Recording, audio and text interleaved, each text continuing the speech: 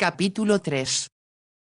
Astara se internó en el bosque por la musgosa vereda que conducía a Little Milden. Sir Roderick, William y Lionel habían decidido visitar Potter's Bar, donde se realizaba una venta de caballos 2 veces al año. El vizconde le había dicho a su tío que con frecuencia se encontraban buenos caballos, en especial potros. Tanto Sir Roderick como Lionel se interesaron. Vayamos a ver qué encontramos. Varios amigos de mi regimiento necesitan caballos. Y si puedo conseguírselos ganaré algo en cada venta. Su tío sonrió. Buena idea, muchacho. Siempre que puedas gánate un poco de dinero decentemente. Yo necesito algunas yeguas, respondió el vizconde como si jamás se hubiera atrevido a pensar en lograr un beneficio económico.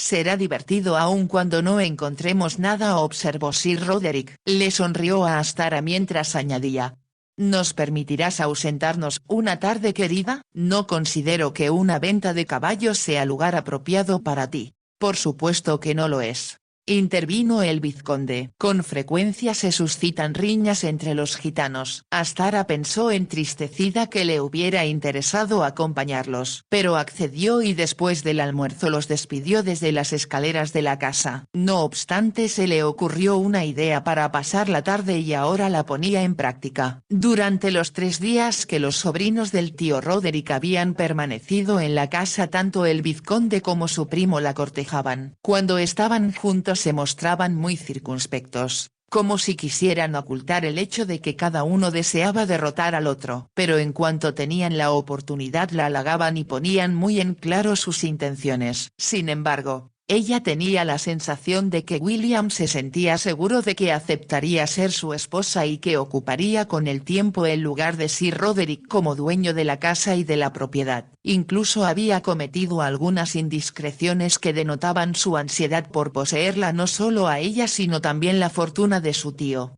Yo cambiaré eso, dijo la noche anterior en un descuido. Hablaban sobre una festividad que se le ofrecía a los graneros. Me parece una pérdida de tiempo y de dinero, agregó. Estoy convencido de que los trabajadores preferirían recibir el dinero. Sir Roderick arguyó que la fiesta rompía la monotonía de sus vidas, en especial cuando se vivía en el campo. Y más tarde Astara se preguntó si su tío se habría dado cuenta de lo que William había insinuado. Al mismo tiempo sentía que tanto Sir Roderick como William la presionaban a tomar una decisión y todavía no había logrado definir cuál de los dos aspirantes a su mano prefería. No cabía duda de que el vizconde era espléndido, además de ser un gran deportista, según su tío. Era un notable pugilista, era muy apuesto y su musculatura era lo que su padre decía que resultaba una pesadilla para los sastres. Pero quizá Lionel era el mejor jinete de los dos. Parecía ser parte de su montura y ella tenía la impresión de que los animales le respondían con afecto mientras que a William solo lo obedecían. Pero no estaba por completo segura respecto a ambos. Un momento sentía que favorecía a William, al siguiente a Lionel, y como sabía que para cortejarla los dos mostraban lo mejor de su comportamiento para obtener ventaja, era difícil juzgarlos con precisión. Mientras caminaba a la sombra de los árboles se preguntó con franqueza si realmente deseaba pasar el resto de su vida al lado de alguno de ellos. ¿Qué tenían en común con ella? Por ejemplo, a ninguno de los dos le interesaba en particular leer. Debido a que ella amaba los libros y significaban tanto en su vida, se preguntó si la conversación de los asuntos cotidianos y por supuesto los chismes de la localidad no le resultaría aburrida. William se movía en círculos sociales más importantes y por lo tanto más escandalosos que Lionel. Este último se interesaba más que nada en los asuntos de su regimiento y a Astara le resultó interesante charlar acerca de la vida en él y de los soldados que mandaba. Estaba segura de que si continuaba, como era evidente que deseaba, su vida militar, llegaría a general, y se preguntó si desde su propio punto de vista sería algo que ella disfrutaría. Sin embargo, el hecho de que Vulcano Warfield no respondiera a la carta de su tío la intrigaba. Tenía la sensación de que por esa razón Sir Roderick lo había eliminado de su mente y ya no lo consideraba aspirante a la manzana de oro. ¿No has recibido mensaje de tu tercer sobrino?, le preguntó la noche anterior cuando se encontraban solos. Él negó con la cabeza. Supongo que partió de nuevo al extranjero o que no le interesa verme. Tal vez no recibió la carta. El mensajero aseguró haberla dejado debajo de la puerta, así que no hay posibilidad de que se perdiera. Creo que debemos olvidarnos de Vulcano. Astara miró el cuadro que tanto admiraba. Eran tres las diosas, Hera, Atenea y Afrodita. No me parece justo que eliminemos a Vulcano. Es evidente que él desea ser eliminado. La voz de Sir Roderick denotó que estaba molesto. Astara no pudo responder porque en ese momento William y Lionel entraron en el salón. Durante las comidas se divertían mucho. Los dos jóvenes se mostraban encantadores e ingeniosos y ella siempre había admirado el seco humor de Sir Roderick. Sabía que la observaba y se preguntaba a quién favorecía. Pero era evidente quién sería el ganador si él tuviera la última palabra. El clima de abril era cálido y Astara se quitó el chal que llevaba puesto sobre el vestido, el cual era muy sencillo aunque finísimo. Lo había comprado en Italia, así como el sombrero de paja adornado con una guirnalda de flores. Después se quitó el sombrero. En el aire flotaba el aroma primaveral y minutos más tarde aparecieron ante ella los techos de tejas de las casas de Little Milden. Se detuvo a la orilla del bosque y observó en la distancia la torre de una iglesia. Había esperado ver que el molino se levantaría por encima de los tejados, pero no había ninguno y no supo cuando salió del bosque qué rumbo tomar. De pronto descubrió a una mujer que atendía a un pequeño que al caerse se había raspado una rodilla. «Disculpe, ¿podría indicarme el camino hacia el viejo molino?». La mujer levantó la vista y al verla con la cabeza descubierta no la consideró una dama de importancia, por lo que no pensó en hacerle una caravana. «Tome a la izquierda donde el camino da vuelta», contestó con el suave acento de Hertfordshire. «¿Va a ver al señor Warfield?». «Sí». «Entonces dígale que Molly ya no oirá, que se fue con un agente viajero y el granjero Jarvis está muy molesto». «¿Por qué?», preguntó Astara interesada. Se preguntaba quién sería Molly y qué tendría que ver con Vulcano. Hay mucho trabajo en esta época del año y le molestó que mi Molly se fuera sin decirle ni una palabra, pero así son las jóvenes. ¿Molly es su hija?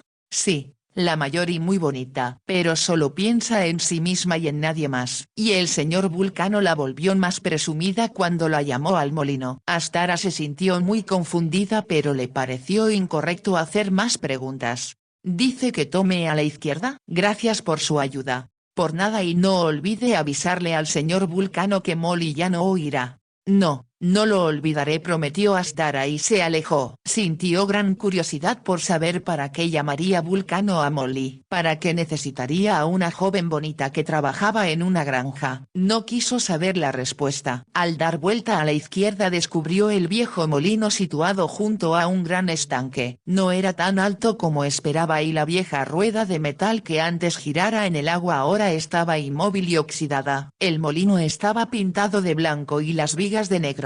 Se acercó y vio que la puerta estaba abierta. Se preguntó si la habrían dejado así porque esperaban la llegada de Molly. Después de un momento de titubeo entró en el estrecho pasillo que tenía los muros pintados de blanco y el piso cubierto con viejas lozas. Reinaba el silencio y solo se escuchaban sus pisadas mientras avanzaba y tuvo la sensación de que se encontraba en el umbral de una aventura. Al lado izquierdo del pasillo se abría otra puerta y se dio cuenta de que había encontrado lo que buscaba. La habitación cruzaba el molino de un lado al otro. Era diferente a cuantas había visto antes. Avanzó al interior y vio a un hombre sentado delante de un caballete frente a una ventana que llegaba hasta el techo. Debió escucharla entrar porque sin volverse dijo cortante: «Llegas tarde como de costumbre, no pierdas tiempo. Sube al trono y por amor de Dios apresúrate». La urgencia de su voz divirtió a Astara. Ahora comprendía por qué Vulcano hacía que Molly fuera al molino. El trono, sobre la característica tarima del estudio de un pintor, se encontraba a un lado de la ventana. Estaba cubierto con un brocado verde y encima había un manojo de trigo.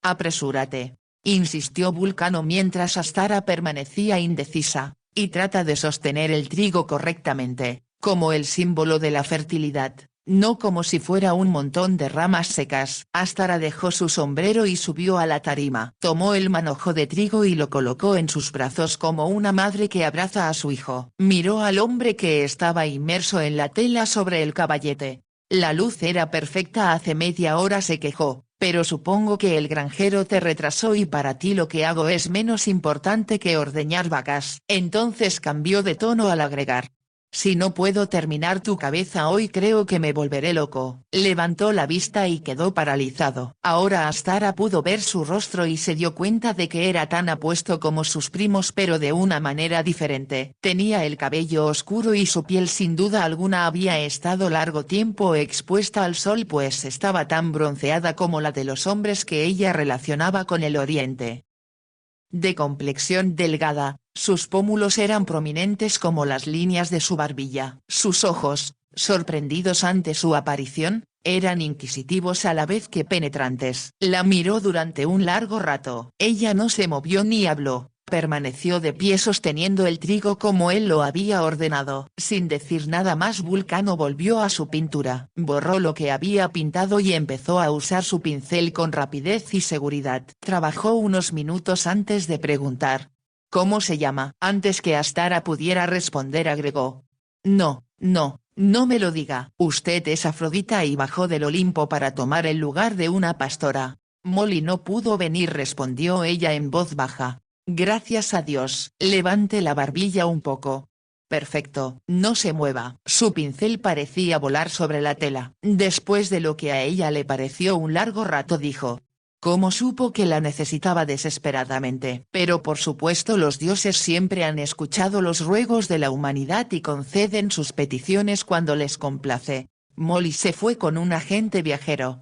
Supuse que terminaría por rendirse a sus ruegos. ¿Y por qué no? Sin duda le ofrecerá una vida mejor que la que llevaba aquí. ¿Se casará con ella? Vulcano contestó sin dejar de pintar. Espero que no. Para llenarse de hijos bien podía haberse quedado aquí. Por la forma como habla imagino que no considera el matrimonio como un estado envidiable. Es limitante tanto para el hombre como para la mujer. Entonces, ¿cuál es la alternativa? Ser libre para vagar por el mundo y desarrollar la mente, pero tal vez usted no lo comprenda. Levantó la vista hacia ella y ordenó: mantenga la cabeza en alto, mire cómo Perséfone habría hecho hacia el cielo. ¿En busca de la luz? Por supuesto. Como si los griegos hubieran hecho otra cosa. Después de unos minutos de silencio, como si hablara para sí mismo, Vulcano citó: cuando Apolo cruzaba por el cielo radiante con 1.000.000 de puntos de luz, curaba cuanto tocaba y desafiaba los poderes de la oscuridad. Era lo que Astara había sentido cuando estuvo en Grecia con sus padres un año antes que murieran. La luz le pareció diferente a la del resto del mundo y aunque le era difícil expresarlo con palabras, sintió que Apolo estaba ahí. Lo encontró en cuanto vio las olas del mar, los peces en las redes, los brillantes ojos de los griegos y hasta las rocas que se erguían casi amenazantes en los valles. Una luz que parecía haberse cristalizado y ser más intensa, pura y espiritual que cualquier otra que conociera. ¿Por qué pinta este cuadro?, preguntó. Es para un libro. ¿Qué libro? ¿Usted lo escribió? Por supuesto. ¿De qué trata? Dudo que le interese. Me interesa. La miró de nuevo. Es usted perfecta. Estoy dispuesto a ponerme de rodillas y ofrecerle un sacrificio o a quien la envió porque es lo que deseaba. Me alegra ser útil. Útil, es mucho más que eso. Desesperaba al no poder terminar este cuadro a tiempo. Pero ahora está usted aquí y no sé cómo expresarle mi gratitud. ¿A tiempo para qué? Para la publicación. Le pregunté de qué trata el libro. Él sonrió y eso suavizó la dureza de su rostro. Era en verdad un rostro duro, de un hombre que debió luchar y debatirse contra tremendos obstáculos. De pronto ella recordó que según Sir Roderick Vulcano era un desperdicio, un vagabundo sin propósito definido. Me gustaría que me dijera sobre qué tema escribe, insistió Astara. Le diré que en este momento usted tomará parte en los misterios de Eleusis. Astara sonrió. Era lo que esperaba. Su padre le había contado sobre las ceremonias que tenían lugar en Eleusis, cerca de Atenas, cuando la gente se reunía para asistir a los misterios del templo y algunos de ellos para ser iniciados. Los aspirantes se congregaban el día 19 del mes en la puerta doble bajo la Acrópolis, para hacer un recorrido de 33 kilómetros a lo largo del camino sagrado. Lucían túnicas púrpuras, Portaban largos palos y se les coronaba con mirto. La parte más importante del largo y agotador ceremonial era cuando Perséfone aparecía con un racimo de maíz como si cargara a un niño. Los iniciados habían permanecido en la oscuridad, como era el submundo, y los había ensordecido el ruido de agua al caer, truenos, música y otros objetos inquietantes que los postraban en un estado emocional que los hacía receptivos al misterio final. Manos invisibles los oprimían y con horror habían sido impulsados a un estado de locura. Nadie sabía cuánto tiempo permanecía un iniciado en la oscuridad, hasta que de pronto emergía una luz que parecía provenir de los dioses. Perséfone le daba al iniciado una rama de maíz y una jarra llena de agua, y mientras ordenaba, que caiga la lluvia, que las semillas den fruto, los sacerdotes bailaban alrededor del iniciado que se había convertido en parte de la primavera y de la luz. Mientras todo esto cruzaba por su mente, Astara se imaginó cómo la estaba pintando el artista. Sin embargo, se preguntó de qué manera un pintor podría plasmar en la tela esos sagrados momentos que eran tan misteriosos y por lo tanto imposible traducirlos a palabras. Su silencio debió sorprender a Vulcano, porque después de un momento le preguntó: ¿ya no tiene curiosidad o está cansada?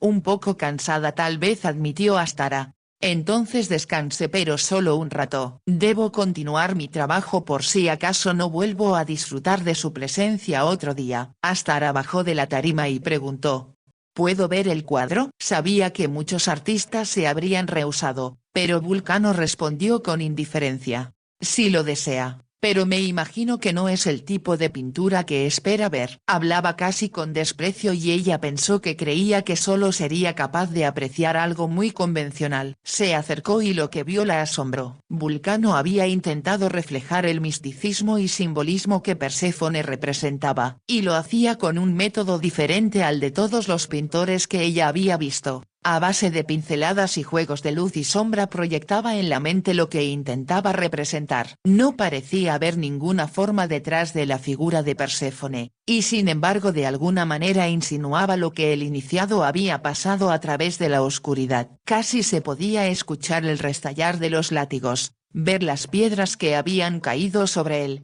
el humo que lo ahogaba, las serpientes que se habían enroscado en su cuerpo. Ahí estaba todo lo que provocaba terror, y al frente aparecía Perséfone iluminando con la luz de la iniciación. El cuadro no estaba terminado, pero aún así toda la historia estaba plasmada en el lienzo, y Astara se preguntó si la vería con los ojos o solo con el alma. ¿Y bien? ¿Por qué no dice que está desilusionada como sé que debe estar? Astara comprendió que él no imaginaba ni por un momento que ella tuviera la menor idea de lo que intentaba pintar. No respondió, pensando que la había retratado de una manera atemorizante. No era un retrato convencional y sus facciones estaban difuminadas.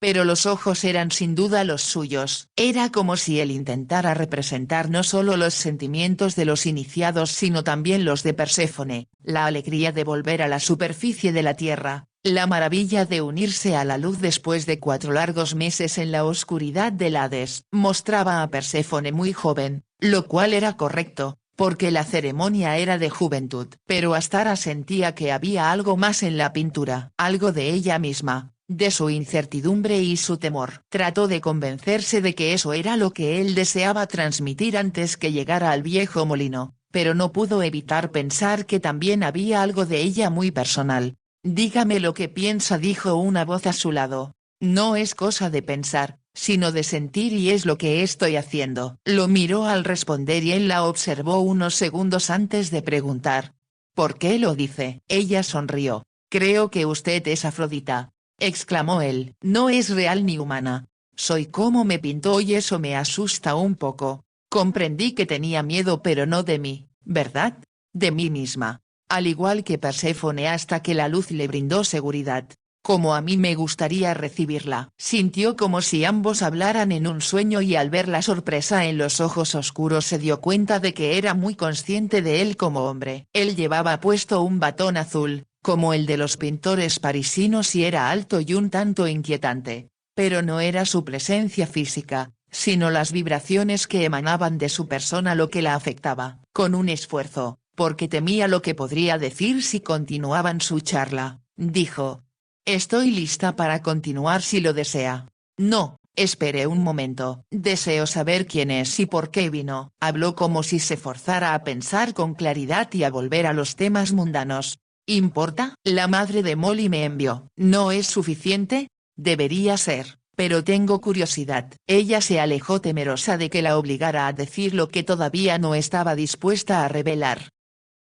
¿Me permite mirar su estudio?, pidió. Es todo suyo. Él se sentó frente a la pintura que lo atraía como si le resultara difícil concentrarse en algo más. Astara deambuló por la habitación. Había otra ventana que daba al sur. La cubrían unas cortinas de una tela de rico bordado. Le pareció que era china y que las alfombras eran persas y de muy fina calidad. Adivinó que Vulcano las había adquirido durante sus viajes. Los muros blancos estaban desnudos, excepto sobre la chimenea donde había una ranga, máscara de brujo que sabía provenía tal vez de Bali, donde creían que las máscaras alejaban el mal. Todo era fascinante y muy diferente a como esperaba que fuera un viejo molino convertido en el hogar del hijo de un pastor. Pero se dijo que debió imaginar que ningún Warfield podía ser ordinario ni mediocre. Entre el mobiliario había una cómoda jacobina de exquisito tallado que debió haber heredado de sus padres, una pequeña mesa de comedor y un escritorio que su tío se habría enorgullecido de poseer. Todo estaba arreglado con nitidez, lo cual la sorprendió ya que pensaba que todos los artistas eran descuidados. Pero los papeles, libros y tintero estaban colocados con meticuloso cuidado. Frente a ellos vio apiladas varias cartas. Estaban sin abrir y reconoció la que ella escribiera. Sonrió. Eso explicaba por qué Vulcano no había ido a la casa Warfield. Ni siquiera había leído la invitación. Se preguntó cómo podría abordar el tema, o al menos lograr que supiera que su tío deseaba verlo. Entonces se dijo que tal vez sería más divertido dejar las cosas como estaban y hacerlo creer que era amiga de Molly. Como si adivinara sus pensamientos, él preguntó sin volverse: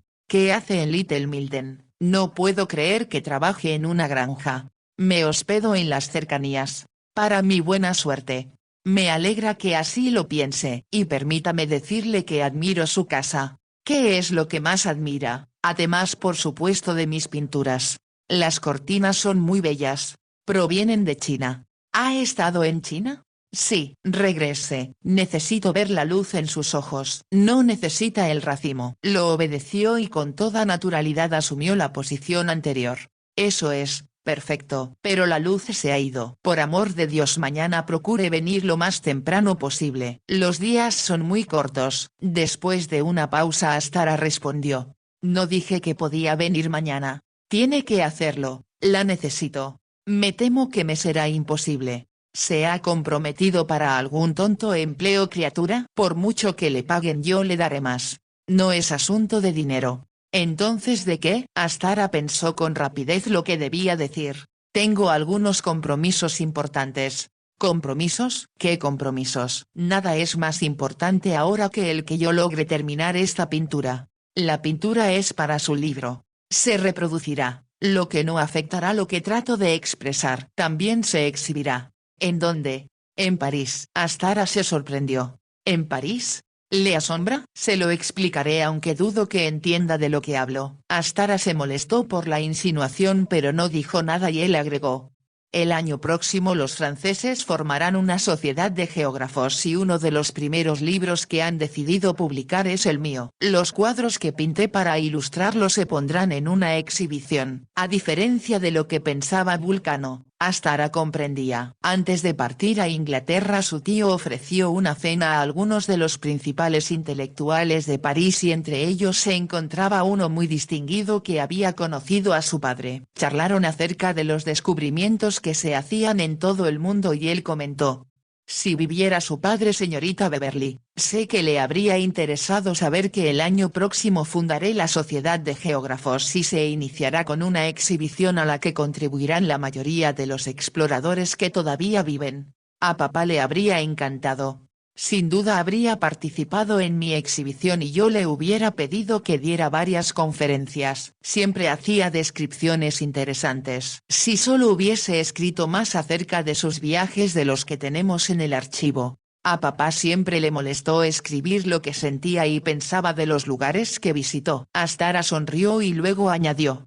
Tal vez fue un explorador egoísta, lo hizo por placer y no se preocupó por la posteridad. Ahora pensó que Vulcano Warfield era diferente, al menos había escrito un libro y sentía mucha curiosidad por saber su contenido. A la vez no deseaba hablar mucho o despertar sospechas sobre su identidad. No sabía por qué, pero de pronto decidió mantenerla en secreto. Como no había abierto la carta, era evidente que no tenía idea de que Sir Roderick estaba de regreso en la casa Warfield. La manera en que se concentraba en su pintura le demostró que era un hombre que se entregaba por completo a sus ocupaciones inmediatas. Hubo una interrupción. Alguien entró en la habitación, pero ella no volvió la cabeza. Ya regresé, amo. Un hombre habló con un extraño acento. Estoy seguro de que a mi modelo le agradará un poco de té chang. Sí, amo. ¿De pétalos de rosa o de jazmín? Astara notó la sonrisa de Vulcano mientras la miraba. ¿O tal vez prefiere esa infusión de hojas fuertes que los ingleses llaman té? De jazmín, por favor. Qué extraño. Nunca conocí antes a una mujer que no pidiera de pétalos de rosa. Pero usted es diferente. Muy diferente y, como le dije, despierta mi curiosidad. Me dijo que soy Afrodita y sin duda recuerda que a los dioses se les castigaba si eran demasiado inquisitivos. Así que sabe de mitología. Cada vez estoy más intrigado, Afrodita, si ese es su nombre. Digamos que.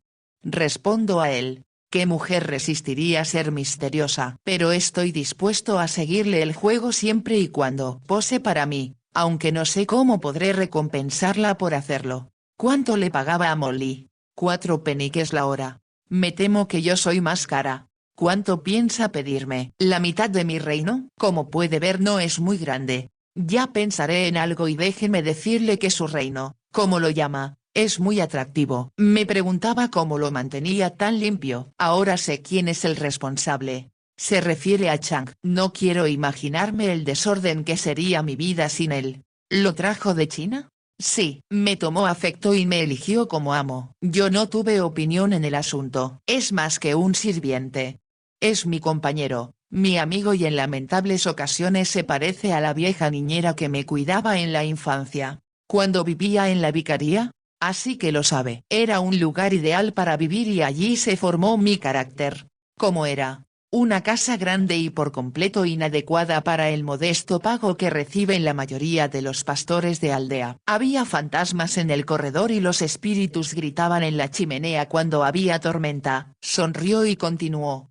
Estaba seguro de que en los enormes sótanos se ocultaban los salteadores de caminos cuando los perseguían. También había un gran jardín en el que yo creía que habitaban indios pieles rojas y toda una tribu de salvajes asesinos. Astara rió. Su imaginación era prodigiosa. Tenía que compensar el ser hijo único. Al igual que yo. Entonces tenemos algo en común porque los hijos únicos suelen ser diferentes al resto de la gente. ¿En qué sentido? Están muy cercanos al mundo inmaterial. Ven y escuchan con percepción aguzada porque tiene tiempo de desarrollar sentidos que otros niños con más compañía no logran. Nunca lo pensé así, pero creo que es verdad. Es por eso que mi pintura la hizo sentir. ¿No mentía? ¿La hizo sentir lo que intento decir? Me hizo sentir, repitió Astara. Dígame lo que sintió, insistió él. Casi sin pensarlo, Astara citó al retórico Arístides. De todas las divinas gracias concedidas al hombre, Eleusis es la más terrible y la más maravillosa. ¿Quién es usted en nombre de Dios? ¿Cómo sabe tales cosas y cómo entre toda la gente llegó hasta mí? Astara sonrió y por fortuna antes que tuviera que pensar la respuesta Chan llegó con el té. ¿Puedo beber mi té de jazmín? Preguntó. Supongo que tendré que permitírselo, aunque me distrae. Lo lamento. ¿Desea que permanezca en silencio? Aunque lo haga, pensaré en usted y me preguntaré qué diría si hablara. Parece que no entiendo. Pero debe controlar su curiosidad, además es posible que no regrese jamás. Vulcano se puso de pie. Atrévase y le juro que le echaré una maldición y conozco varias muy efectivas. No le temo. Puede tener el poder de maldecir, pero como Afrodita yo tengo el antídoto. El amor en sí mismo puede ser una maldición. ¿Así lo ha sentido? Ahora ¿quién es curiosa? Se sentaron frente a la mesita donde Chang había depositado el servicio de té de exquisita porcelana. ¡Qué hermosura!, exclamó Astara. ¿Me mostrará el resto del molino antes de irme? ¿A qué hora tiene que irse? Astara dudaba que su tío y los primos regresaran antes de las 5, pero debía estar de regreso antes. ¿Y a dónde irá?, preguntó Vulcano antes que pudiera contestarle. No pensará que voy a permitir que desaparezca después de que me amenazó con no volver por aquí. Le prometo que regresaré, pero tal vez no sea a la hora exacta que usted desea. Agradeceré pequeñas mercedes, pero al menos vendrá. Lo intentaré. Por favor, créame que lo haré, pero no puedo prometer lo que podría ser imposible. Vulcano se puso de pie para abrir la ventana sur. El sol entró y sus rayos dorados al tocar la cabellera de Astara provocaron reflejos rojizos. Él la observó antes de volver a sentarse a la mesa. Déjeme mirarla. ¿No es inglesa? No del todo, en parte soy griega. Griega. La interrumpió, debí suponerlo por su nariz. Por mis antepasados, agregó ella. Sus miradas se encontraron y súbitamente se sintió turbada sin saber por qué. Los piropos que le lanzaban tanto William y Lionel como sus admiradores del continente no la emocionaron. Sin embargo, la mirada de Vulcano la turbaba. Se sintió muy nerviosa, como se sentiría cualquier mujer ante un hombre muy viril que responde no solo con la mente sino también con el cuerpo. Pensó que eso nunca le había sucedido antes mientras se llevaba la taza de té a los labios y percibía su sutil fragancia, consciente de que Vulcano la observaba. Es usted hermosa, de una belleza increíble. ¿Cómo imaginar que aquí, en Inglaterra y en la aldea donde nací, encontraría justo lo que necesitaba para el último cuadro de mi libro? ¿Me mostrará los otros? Tal vez, pero no hoy. Quiero que piense cuando se vaya que es Perséfone. Deseo que concentre sus pensamientos y sentimientos en mi concepción de lo que usted es. Astara sonrió. ¿Sugiere que no piense en nada más hasta que regrese? ¿Qué otra cosa puede tener importancia? Al terminar mi pintura usted será parte de la historia, del pasado y del futuro. ¿Para la Sociedad de Geógrafos francesa?